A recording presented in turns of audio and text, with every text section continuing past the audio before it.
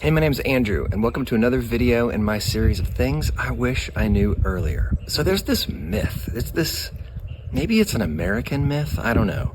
But it's this idea that to be successful as an artist, you have to do it full time and you have to be number one. That's a lie. Did you know that? That's a lie. Most people who are creative are not creative full time. They are doing this in their spare time. It is a part-time job. It's a hobby. Some people get the luxury of doing this stuff for a full-time job. And when they do, it's often a combination of a bunch of different work strung together. I know very few people in my world as a musician who only write and sing their own songs for a living. Maybe 5, maybe 10. Just about everybody in my world of hundreds and hundreds of musicians does multiple things. For instance, me, I do write and sing my own songs, but I also write songs and produce records for other artists. I have worked at record companies. I've worked for universities. I make videos like this. I'm working on books now. I'm a guitar player on the road or in the studio for different artists. All that stuff together is how I make a living. And I'm so thankful that it's a creative living, but sometimes it takes creativity to make it a living, you know what I mean? But there are a lot of people out there who they are an IT person and on the side they are playing guitar, or they are a teacher and on the side they are working on their screenplay, or whatever the combination is. And if that's you, and most likely that is you, because the vast majority of creative people are working some other job, or they're a stay-at-home parent or something. They are working on their creativity in their spare time, in their hobby.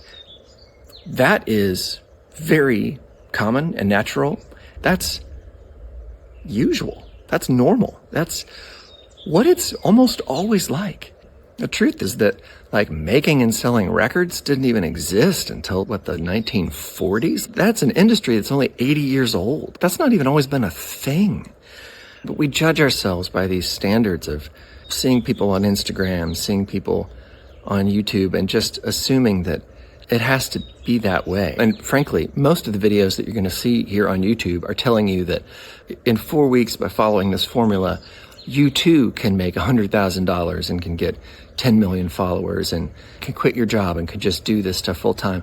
No, they're selling you something. And frankly, you might not even want that life. What do you want in your life?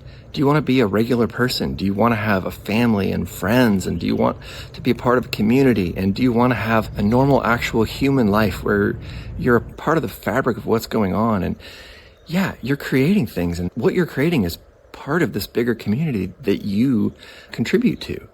And that's valued, and that's part of the special thing that you bring to the community that you're a part of. And you all of a sudden in your room making content all the time and trying to sell stuff all the time with your life, does that make you a better part of your community? Does that make you happier? I don't know. I've seen people do it. I genuinely don't think that's the life that I would want. What is success? Is success getting big numbers? Is success putting your head on your pillow at the end of the day and knowing that you've had good conversations with friends and you made something that you're happy about and you worked hard and you had a good meal and yeah, there were some challenges and you got some questions, but you've got a plan or you've got some people that are helping you out with it. And I don't know, that to me sounds like success. That sounds like flourishing. That's the life I want to live. Numbers aren't everything. Success can look like a lot of different things, but big numbers, it's not always it. So don't be fooled by some lie that you've got to do this stuff full time to be successful, because it's just not true.